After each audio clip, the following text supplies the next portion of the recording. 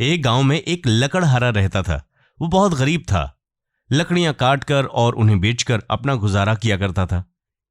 एक दिन लकड़ी काटते हुए उसकी कुल्हाड़ी नदी में गिर गई।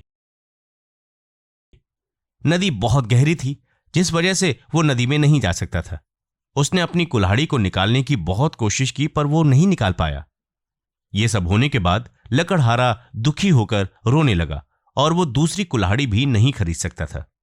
एक दिन वो नदी के किनारे खड़ा होकर भगवान से प्रार्थना करने लगा और कहने लगा, हे भगवान, मेरी कुल्हाड़ी मुझे वापस दिला दीजिए। वो सच्चे मन से प्रार्थना कर रहा था, इसलिए भगवान ने उसकी बात सुनी और उसके पास आकर पूछा, पुत्र, क्या समस्या हो गई? लकड़हारे ने अपनी सारी बात भगवान को बताई और अपनी कुल्हाड़ी लौटाने के लिए भगवान से विनती की। भगवान ने अपना हाथ उठाकर गहरे नदी में डाला और चांदी की कुल्हाड़ी निकालकर लकड़हारे से पूछा, क्या ये तुम्हारी कुल्हाड़ी है? लकड़हारे ने उस कुल्हाड़ी को देखा और बोला, नहीं, ये मेरी कुल्हाड़ी नहीं है। भगवान ने अपना हाथ दोबारा पानी में डाला और एक कुल्हाड़ी निकाली जो सोने की बनी हुई थी। भगवान ने उससे पूछा, क्या ये तुम्हारी कुल्हाड़ी है?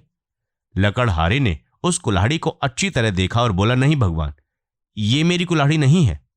भगवान बोले, इसे ध्यान से देखो मेरे पुत्र, यही तुम्हारी कुल्हाड़ी होगी। लकड़हारा बोला, नहीं, ये मेरी कुल्हाड़ी नहीं है। मैं सोने की कुल्हाड़ी से पेड़ नहीं काट सकता, ये मेरे किसी काम की नहीं है। भगवान ये देखकर बहुत खुश हुए और अपना हाथ फिर से गहरी नदी में डाला और एक कुल्हाड़ी निकाली। ये कुल्हाड़ी लोहे की थी और भगवान ने लकड़हारे से पूछा, क्या ये तुम्हारी कुल्हाड़ी है? लकड़हारा कुल्हाड़ी देखकर बोला, जी हाँ, यही मेरी कुल्हाड़ी है। आपका धन्यवाद। भगवान लकड़हारे की ईमानदारी को देखकर बहुत प्रभावित हुए। उन्होंने उसे लोहे की कुल्हाड़ी दे दी और साथ में उसे चांदी और सोने की भी कुल्हाड़ी ईमानदारी के उपहार के रूप में दे दी। इस कहानी से हमें क्या सीख मिलती है कि हमें हमेशा ईमानदार बने रहना चाहिए। हमारी ईमानदारी ही हमें रिवॉर्ड देती है। हमारी ईमानदारी ही हमें उपहार दिलाती है, चाहे हमें कोई देख रहा हो या ना देख रहा हो। आपको ये कहानी कैसी लगी जरूर बताएं कमेंट सेक्शन में। नमस्कार।